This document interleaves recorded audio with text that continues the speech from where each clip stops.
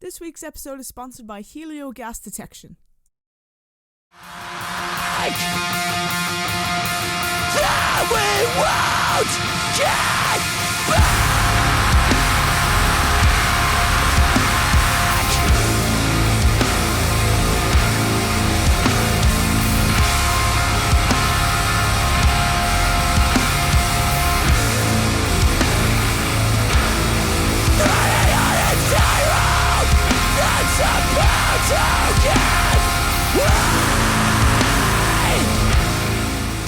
Hey everybody, this is Rich from the Metal Self Podcast. I've got a special this week. I've got all of Worn Out with me.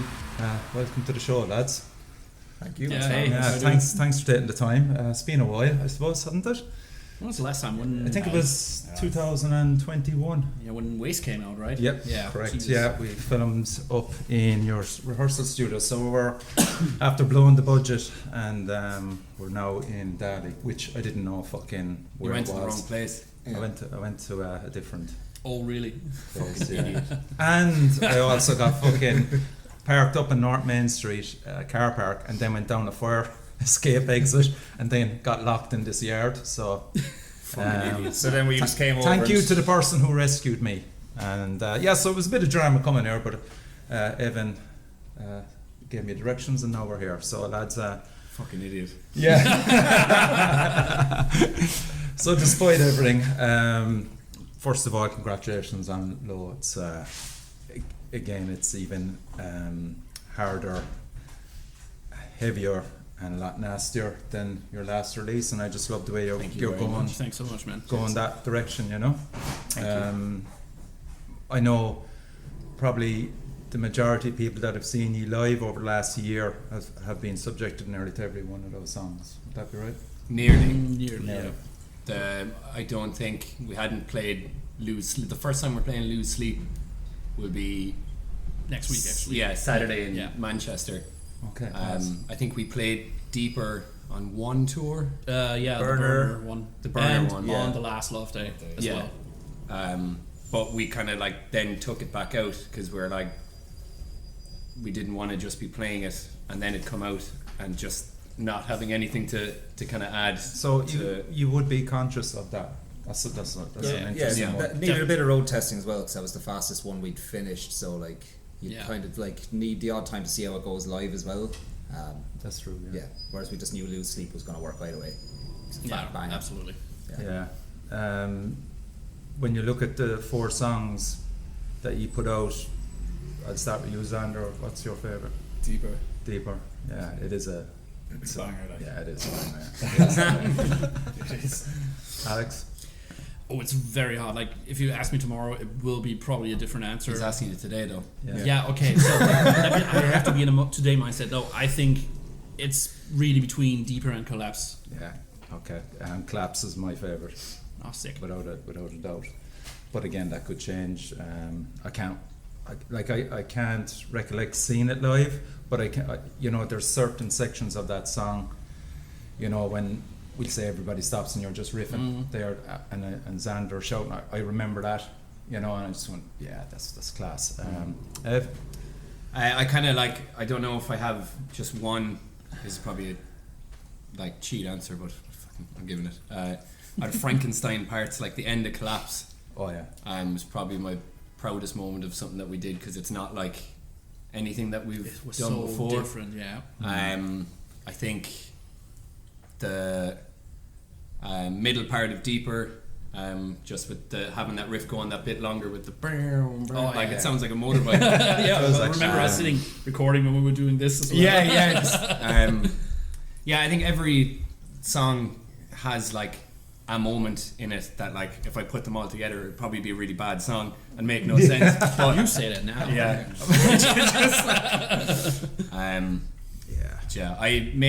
I would say maybe Collapse just for that release at the end. Yeah. So we need to re-record it all basically and rearrange. You just cut it up. I'm not doing it. That watch out for Low Part 2 coming out in 15 years. Brian, what about you? Collapse would have been my answer all along, so I'll have to just keep it that way. But Lose Sleep probably has the biggest kind of fuck you riff in it in the middle. Like, Yes. The lyrics as well, in fairness. Yeah. For loosely. It's got the most fuck you Brian in the lyrics there. Yeah. Yeah. But I think as well, like, people like saying their favourite songs, they've all their different picks, you know what I mean? Yeah. Because like, I just think that's human nature, that you just but gravitate to one song, and it's just based on the history of what you listened to over the years. And Collapse, for me, I'm almost afraid to say it's almost a new level of songwriting for you, insofar as that halfway through that, like, it is a very fucking angry fucking record, but Collapse, that where it stops and you're singing as I described and riffing over that, there's a huge emotional wave that's coming, and you're waiting for it, and then look at that! Look at that! It washes over you. Got goosebumps Just from Richie's voice. Out of pure embarrassment. Pure embarrassment. We'll just have you narrate or say it over and it'll go way better. Like. I think like that was very intentional for that part to be as big as it is, and even kicking into it, like there's an emotional way, you know, lyrically, but even sonically, like you really, like there's been times playing it that you really do get like playing it because it's such a burst. It's like I don't know, it's like it a big really takes hold of you, like right? it just hits you a big fucking ball there. Yeah. And Like even deconstructing that song, Collapse, can you, like, how did that song in particular come together? So I started this song, when was it, sometime during the pandemic. Like I wrote a shit ton of stuff like during the pandemic, and this song in particular, when I started writing it, I sat down and said, you know what, I'm gonna set myself a timer, 60 minutes. Sit down, and I wrote like, I think a little over half of the song, like the up until to the part that everyone seems to love, right? Yeah. And except for me. I wrote up to the part, and then when I stopped writing, and then we were I wrote it up to the part that everyone No, but for real though. So I wrote like the first half of the song and just showed it to the guys, and I remember Evan saying, "Oh, this is fucking incredible," and then Brian coming over like I think a week later or two, where we like hashed out the ground idea for the ending part. Yeah, during the part of lockdown where you were allowed to visit people's houses, by the way. Exactly. Yeah. So we had like the groundwork for this, and then we brought it like to the rehearsal space, and then like Evan started to add his stuff on top on it.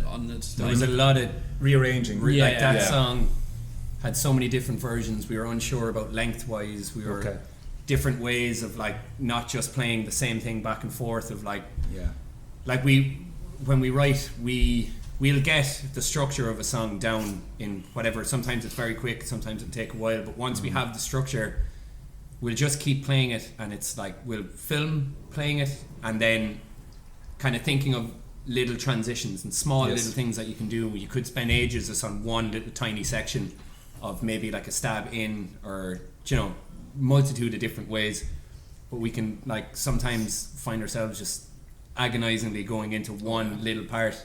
Look, the end kind of thing the ends justified the means. But a lot of the time with that one especially, we're just trying to figure out, because when you're the only one in a room playing it, that was one of the reasons I think we wanted to kind of try do that live a little bit, just because we were, it started out very demo wise, but we needed to arrange it in the room anyway to make sure it worked, because like that was by far the most iterative song, I think. Like, I don't think we've had one where we actually, normally we drop songs if they're taking that long, or if it's not working, it's like we'll move that arm there, sit, like make it its leg for a week and kind of go, well, it's not walking right.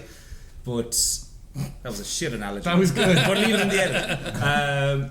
But even up to the day of, like, say when we were recording, there were points where I was like, say cutting together little bits and saying like, do you want to use that guitar line here, and kind of you'd hear it back and kind of go like, but that was like up to the last day, but that song's one of the oldest we have then as well on the EP. So I think it's I think the first one was actually Twisting Knife that we wrote, right? And we wrote that in a room together, and this we changed stuff up actually into the recording process as well. So but like again, adding even a bigger section of emotional carry to that song is Xander's delivery, and I suppose maybe the lyrics as well. Xander, I mean, right through the EP, the lyrics kind of speak for themselves about mistrust, failed relationships, masks people wear. That's my take on it anyway. But like when you're approaching a song like Collapse, was it an easy? No. Okay. It was really tough, to be honest with you. Like the timing and stuff in the song. Yes. It was definitely all the other songs on the EP was very, very easy to write to. But this was a struggle. It was definitely, because we had it for so long as well.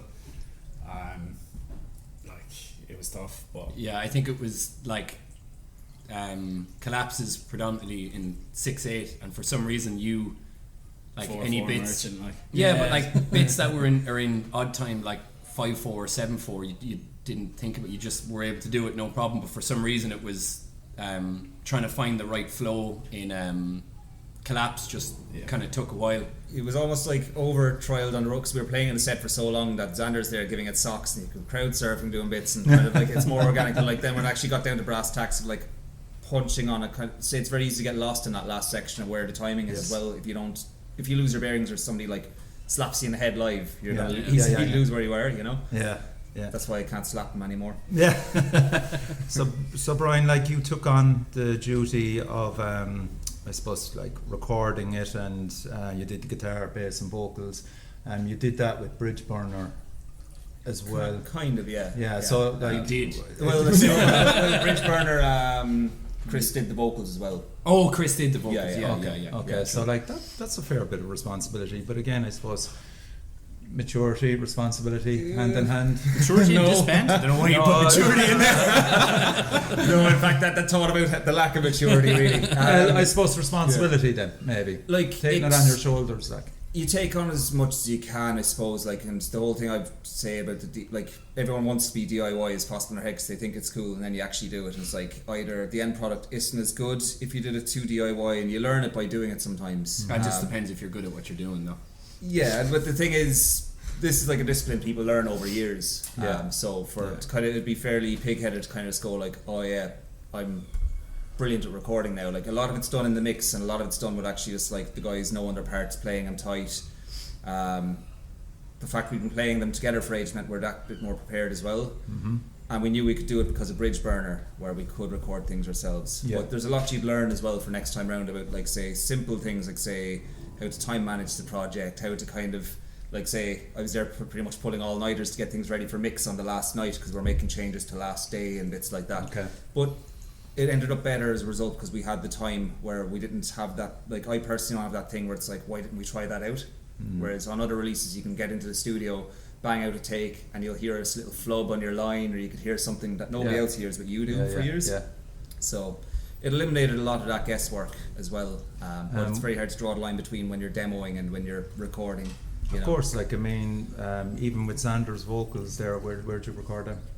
in the room. In the practice space, yeah. Oh, practice space. Yeah. You did a lot in the practice space, was it? Good dead room. Enough time and attention put in, and Xander was kind of able to work out the flows and come back the next week and change them out then as well as he's listening, you know. So it gave more time to kind of refine them down. Excellent stuff. And Evan, then Chris, no brainer for you, yeah. Yeah, like I mean, recording for any of the things was the exact same. I was just in a studio I had a time limit. I didn't have any kind of everything that they're saying I don't relate to at all. Yeah, you were on the clock. Yeah. But it I think doing drums in a studio with someone like that, I think, is something I'd prefer. And I think it's something even moving forward that if we're still doing it the same way, I'll still want to pick a studio, because there's having the bass layer with drums. It's not as easy to do ourselves. Here's the thing, right? I don't know. Did you listen to it or not? Did you listen to the interview with Grave Sermon? No, not yet. Okay, no. So Jason Connolly, shout out to him. He has decided that any place he goes to record drums has to be done by a drummer, not a guitarist, because he reckons the guitarists don't show as much love for drummers and setup and you know, going into the deeper knowledge, the little things, but that's his opinion. But I think it's bollocks. like a good engineer is a good engineer. You'll not be able to be You can't pay someone to give a shit. Like, I think it makes, because they could just be too busy as well and have too many jobs. But I think like basically the engineering, like the experience, and their past experience and all that will kind of show. But I know I'd never want or put my hand up to record drums in a band anyway. First of all, because you'd kill me and I'd kill you. But on the other side of it, you need to be able to draw the line between left and right brain as well to some degree, because you're trying to make something creative, and there is a point where, like I said, it's great to be like DIY, but nothing's really that DIY at the end of the day. But we're trying to write a creative endeavour, and if we get in our own way by constantly thinking about the right mic placement, this and that, you're not it's in the too right much brain for us to handle doing drums, because it's a lot more. Plus, like, I enjoy, like, before going in, like, I think before actually I recorded, like, it was kind of like a day and a half with setting up and taking down and stuff, but like leading up to it, there was like 3 weeks or so, like we weren't in the same room for until like September when we did a gig kind of thing, like, because I have our demos and my guide tracks, and I just go up on my own. There's no point in me being in the room with the lads anymore, because I'm Thank playing God. That's one of the reasons why I'm definitely going to keep doing it this way, and I can just kind of hammer it in on my own. We just make him less tight. He's there trying to like practice for a click, whereas I'm drifting off. But I enjoy doing it in a studio, just kind of in a safe environment. Like they weren't even there, so it was really, I enjoyed it. I still never say never as well. Like, you know, I still see like a massive upside to like going places with, you know, the likes of Aiden and, you know, our studios. Like, absolutely. I like the experience, and I actually do like, even though I record it myself on Waste as well, but I do enjoy going in and being on the clock and setting up the mic and. We know we have like, options. You know, it's another part of being a musician, like. I think it's also different if you go into a studio and you're just like focusing on, okay, I'm here for 5 days. All I'm doing is like creating music, compared to when you stay here. Sure, you have all the time and can like obsess over little details, but it's also very easy to lose track then. Or you could get sloppy. Absolutely. For the sections, like getting sections together. But we didn't like. I got more ideas the more we went on, because we were demoing since August, like. July, the two of us, but it actually took a long time. Basically, next time around we'll probably spend longer in pre-production and then do less work ourselves. There you go. Joe Clayton mixed it, did some job. Legend. Oh, Jesus Christ. Okay, so Wallowing Mastiff. He's in Pine. 100-year-old man. Is that how it's pronounced? Pine, I can say it wrong for Pigeon. ages. Pigeon. Yeah, it's always said pigeon. Or a pin. Yeah, it's Pine. They're incredible. And Kirsty's Metal Hands. Yes, like, so was it hard to get Joe Clayton? How did that come about? You emailed him, didn't you? Yeah, before we had even started recording, I had kind of a list of people that I'd been watching, and who I was like kind of listening to things that they had done, and really enjoyed aspects of their sound. And I think it was a mix of like Mastiff and absolutely. Tusker. Shout out to Jim. Yeah, Jim, legend. Yeah. Mastiff and Tusker, Tusker, whatever. Yeah.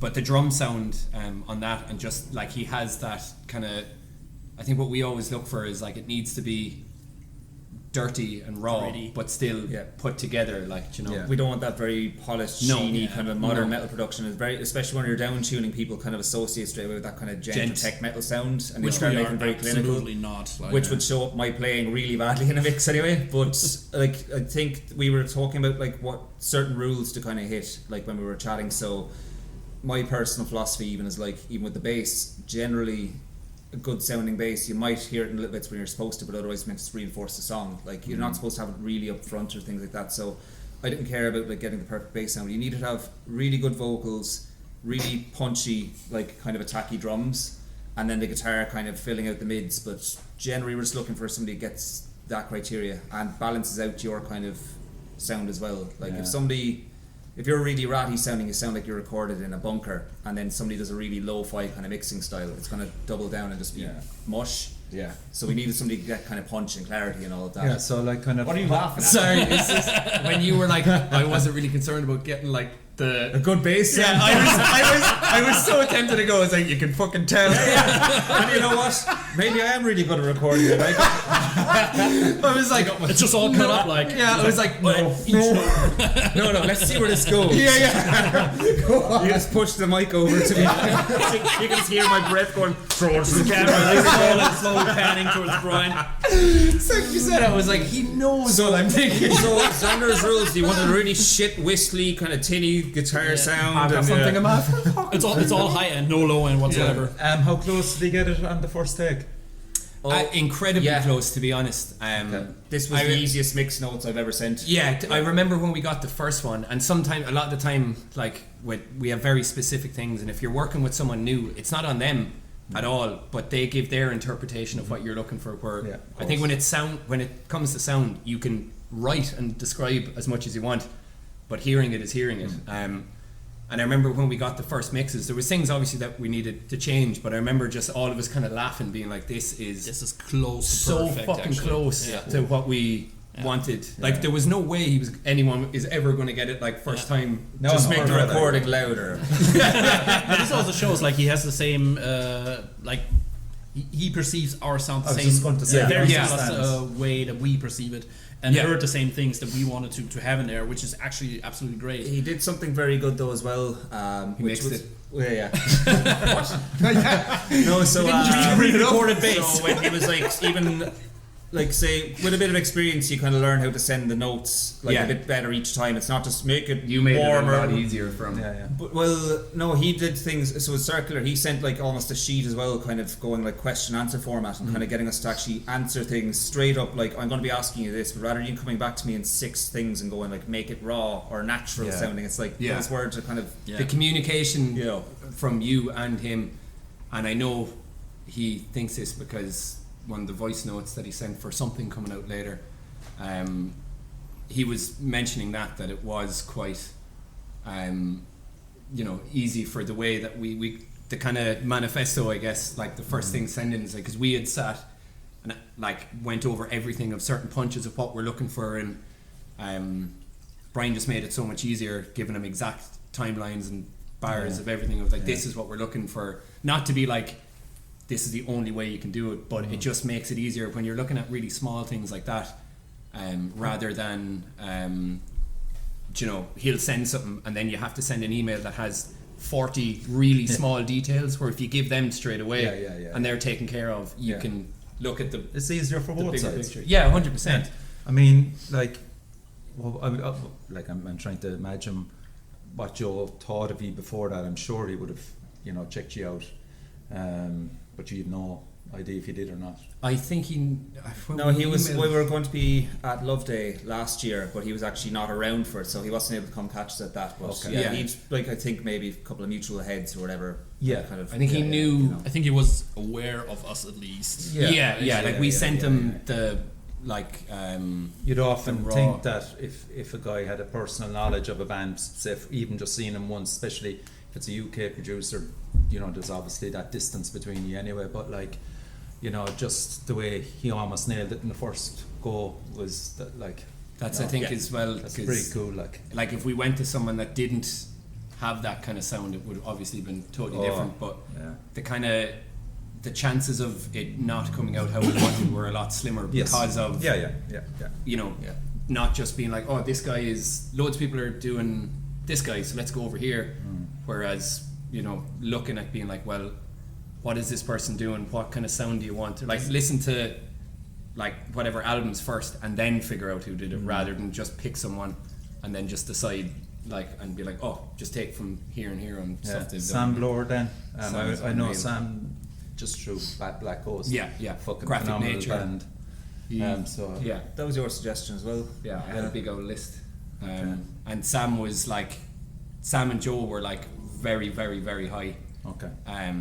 But like Sam, what I love with Sam is he has that that early 2000s kind of thing, like that Untouchables Korn like sound, but not in like a cheesy or cringy way. He just gets that kind of like that early 2000 balls out of like recordings and stuff, and it, like if you listen to the Graphic Nature stuff, or Black Ghost, like the actual soundscapes of those are unreal. They just, was it Graphic Nature won best album or breakthrough or something anyway. Yeah. But he accepted the award for it. Yeah, well, that's cool. Like, I mean, and the video then, you worked with Paul. Yeah.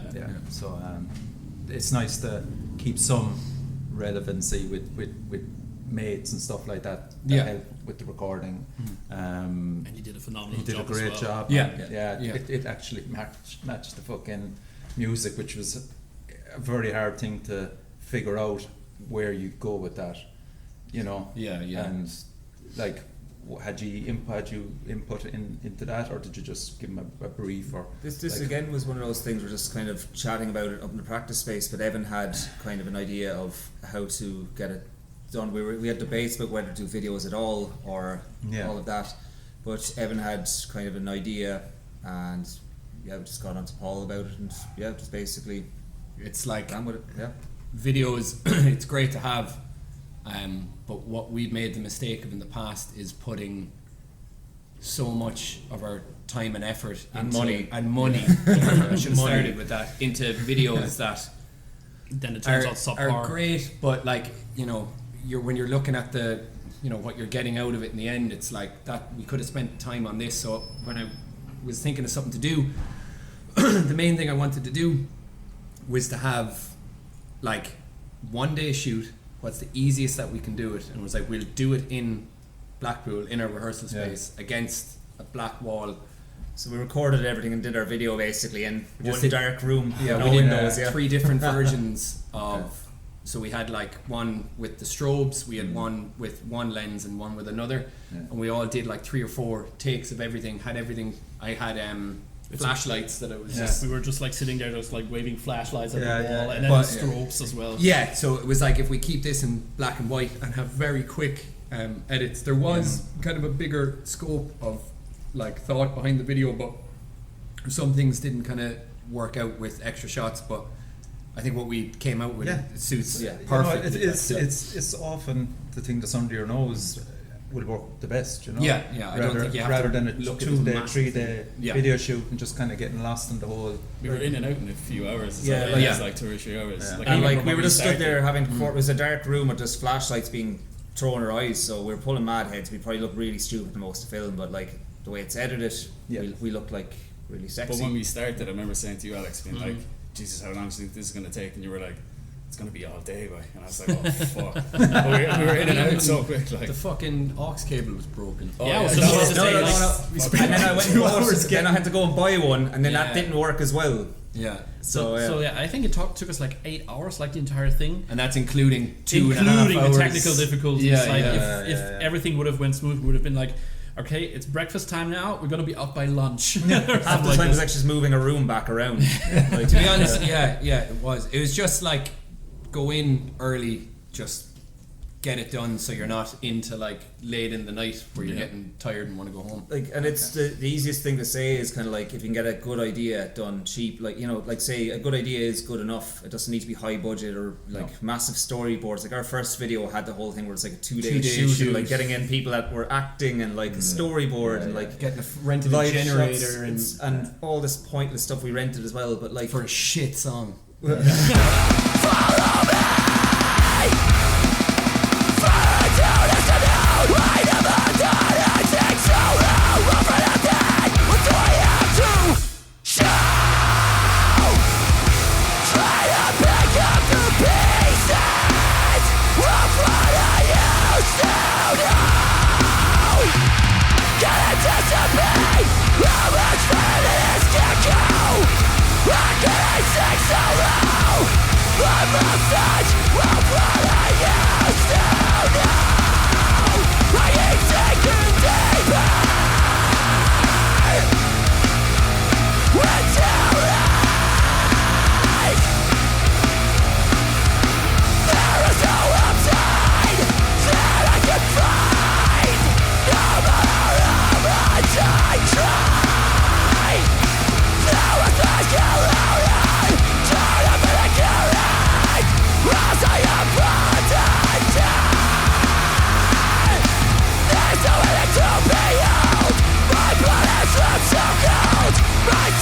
I've been told, why did I say so low? I keep sinking deeper.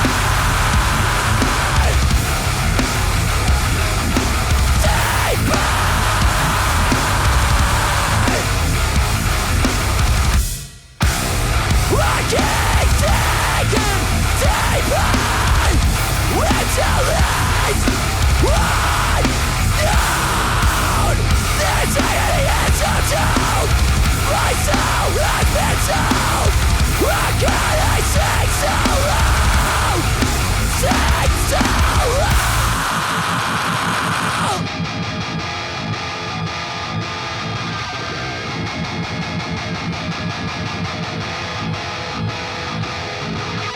I keep sinking deeper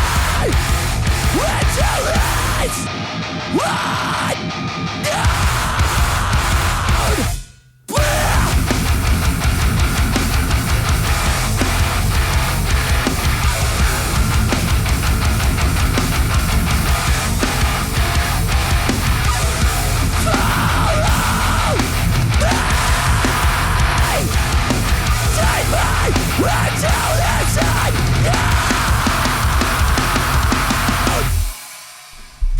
If it's done with maybe not right concept, not right song, not everything kind of crystallizing things, it can end up just looking cheesy. The song can make this video cheesy, vice versa. But like a good visualizer is all people really want sometimes, you know? Yeah. They're kind of done to death though, as well, aren't they? Yeah. Like, you know, like you had plenty of people review the EP, even the video. What was the American lads just lost their mind over it. The heavy metal, heavy dad. Was that the HM? Yes. Yeah. Jesus, That was like, class. Yeah, you know, class name. you'd even for a guy that's just watching it, I was so proud of you.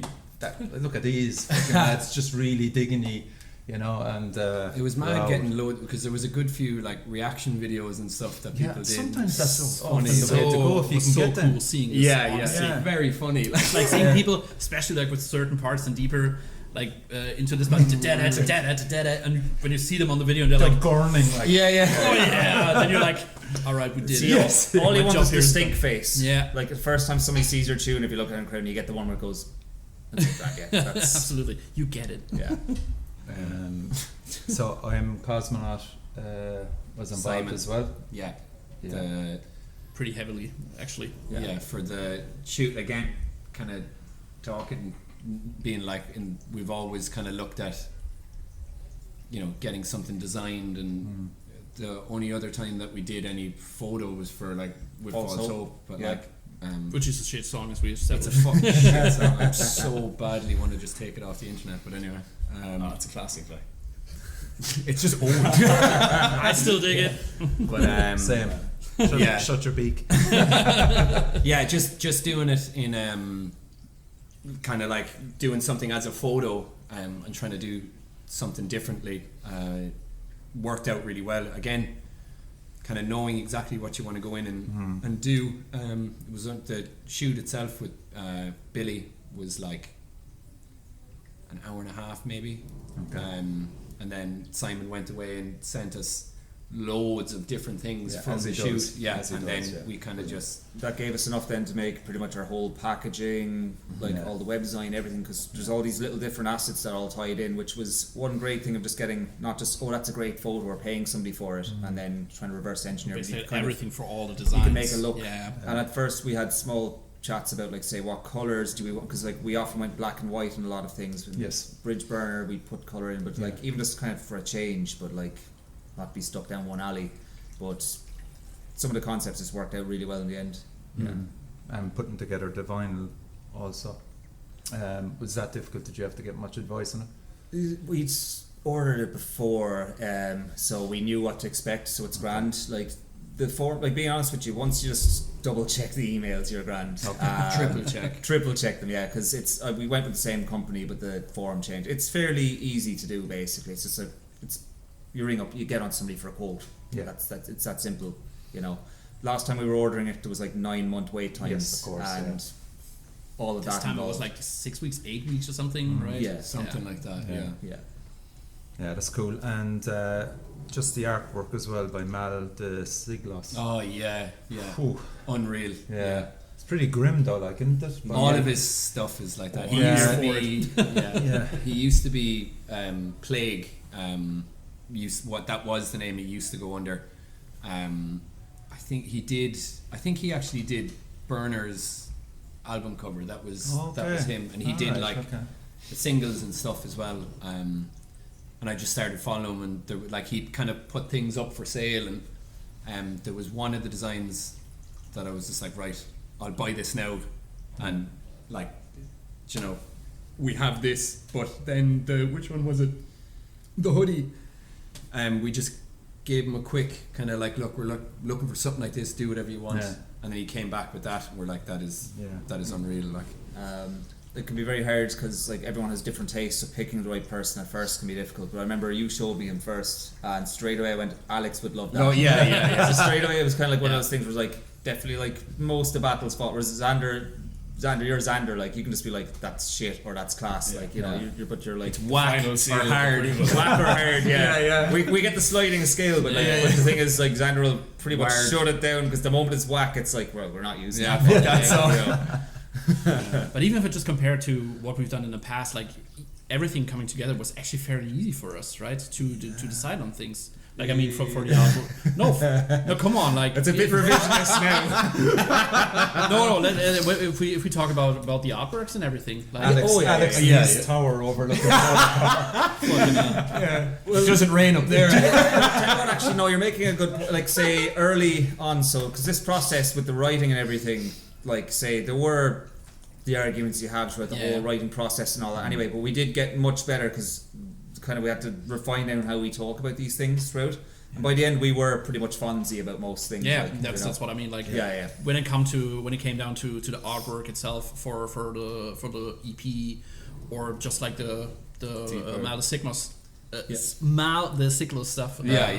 Like, you showed this to me, and I was like, yeah, fuck yeah. Actually, or Xander said deeper. I mean, that song was yeah, absolutely. Yeah.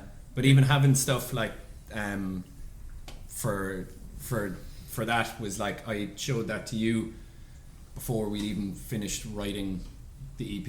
I was kind of like, just thinking this guy to do either at the time maybe do the cover, but then as we were talking about it more, to try an actual picture with a bit more colour in it and stuff like that. But like, even I'll just throw this into the mix there, like someone that has never heard of Worn Out have come across you now, there's definitely that case, right?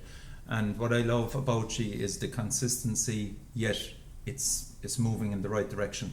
You know, it's getting more professional, it's looking like a fucking fantastic package as a neutral that comes into the band, just going, holy shit, this is really cool, the artwork is spot on, the production, everything like that. They'll go, okay, they've released Bridge Burner, look at this is really good, this is, you know, again, you can see, okay, so what was before that Waste? You know, there's always an element in a band where you look kind of go, they were a bit naive there, it looks shitty.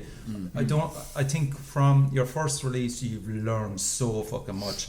When you look at Waste, then it's just a cut off point, and you know, would you agree? Or oh, definitely. Like, even seeing the Spotify stats and stuff, it's like the new stuff is out, but we're getting a lot of people now listening to Waste and listening to Bridge Burner as well. So like, you're curating your legacy as a band pretty good, you know. I'd say but that, the thing is, know. as well, like, with like, cause like, I don't know about you lads, but like, to not just be a live band and for people to actually listen to the music. It's a good point. Instead actually. of being like, oh, you're class live, don't listen to you though. One of the lads said that to me. That's actually a very valid point, because there is certain bands there that when you listen to them on record or Spotify and stuff like that, you go, but their live shows, you know, fucking crazily good. Where with us, it's just mad from front to back. We're consistent. Like so many bands as well, where like the live show informs the, like, say you'd kind of check out a band, and a lot of people are guilty of this, like when they're first starting out, their first couple of years, and you kind of go like, maybe it wasn't the right night, or wasn't for me, and then correct, you didn't catch them again or whatever, but then you see them 4 years later, 2 years later, no bands last 5 years actually. But so it's way past due time for us. But the thing is, you're straight away, it's like, oh, massive step up. You go back, check out the recordings, and all of a sudden it's like, oh shit, I missed out here. You know, I had two brains. I think that's a good point. I think like when we did Waste, and just because, again, we said it on the last podcast, it's like we had so much time to plan during that and really like be calculated in how we deal with the band and look at the band. And I think everyone still says it, that there was, from then it was like the next step up, and everything's been like that. But the thing is, would you think that you all individually took on a lot more responsibility from Waste onwards? Yeah, no, I suppose, because there's still the same amount of work to putting out an EP. Like, you made a point at one point, which was we probably put about an album's worth of work into this EP.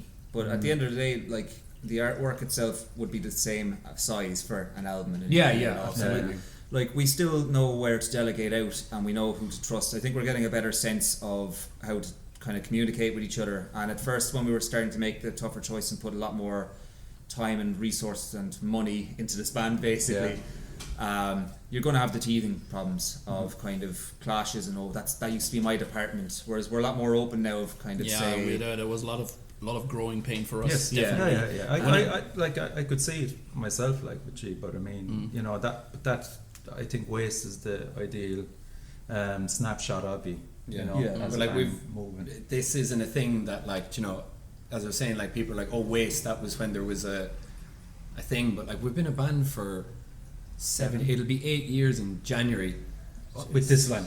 No, it's this line 5 years with this, 5 years. But like the band itself, and it's like, you know, it's not one of those things like if someone asks like, oh, how do you do this? It's not like we just went like, okay, there's actually this thing that you just do. It's like this was years of us figuring out things of how we work and kind of looking at it, and not like looking at longevity rather than just be like, how do I get from here to up here straight and our away? fuck-ups are all online for everyone to see as well. And I also feel like even though we never like spoke about it or talked about it, like we have the same goals. Like we have the same mentality when it comes to this. We want to be as good as we can on a recording. We're gonna have loads of fucking money. We're doing the wrong kind of music then. Sell loads of merch. I mean, it's pretty much a clothing label with a band. But attached. also, but for real though, like having live shows that people want to see, writing songs that people actually want to listen to, and I mean, not talking badly about bands that I've been in the past or any of us maybe, but maybe they all suck. No, but maybe in old bands it was just like different people in the band had like different goals or whatever, and I feel even though we are all 4 different people, we have a similar goal in mind. So I have a different goal, but they don't know it, so I'm a complete snake. I'm going around trying to undermine them. Like, could you imagine he's like, oh, we're all different people, and the second it stops recording, we all just like into one ridiculously good-looking man back in the pile. just all of our 4 face smell. Legs out our arses, back in the horse outfit. Killing me. Richie cracks out the shotgun like. It would make a great video. I just fold you all up and then put you into a suitcase and walk away. People that know we're run by the lizard people, then they won't fucking get in we there. just talk about the live show. You're definitely comfortably one of the best live bands out there, and have been for a long while. You know, just what's coming down the road for you is a UK tour, correct? Can you talk about that? Or I'd imagine there should be. We're definitely going over to the UK. Good. A lot more next year. We're over on, well, by the time this comes out we will have already been at Love Day. Okay. But next year we have a lot of things in the UK. That's not to be like we're going to focus on that and not worry about Ireland, but the thing is, I've said it on so many podcasts, the thing with Ireland is it is very small, and we, like, when we do tours, the reason that they're well attended, and it's, you know, it's like we're not doing it like I could book one fucking once a month, or, you know, every, you know, twice every 2 months. By the third month, nobody will be showing up anymore. It's like it's the world tour of Cork, like. Yeah. So it's Justin like Timberlake, like world tour. we can do more.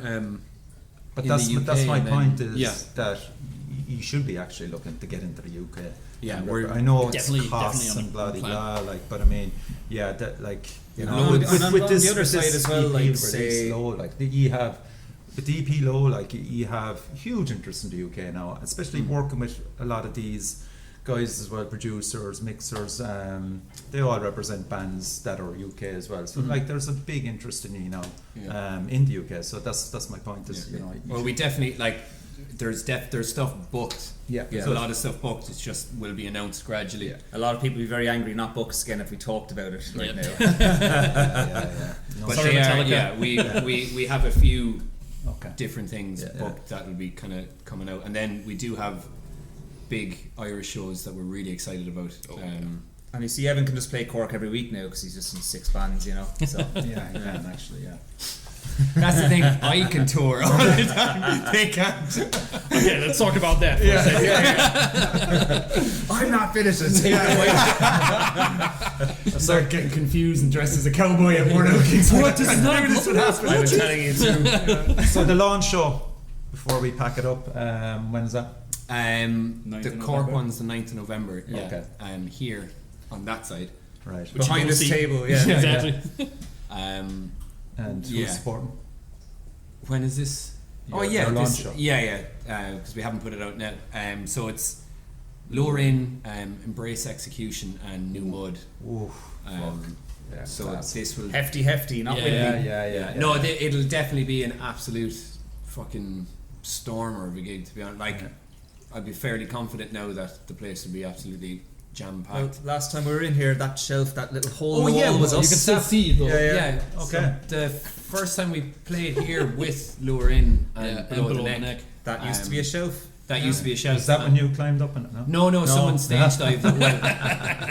What do you call? Like, no, I'm too it's after lockdown. I can't stay. I don't know who it was. Like someone that just like stepped on and wanted to stage dive, and you can just like see the whole thing. Like But your man that owned this place when it was Crack Jenny's, he said it to me, and I was like in my head being like, I'm not fucking paying for it. I'm not doing it. Leave me alone. He goes, "So grand, I was thinking of taking it off anyway." I was like, "That's $50 so please, sir."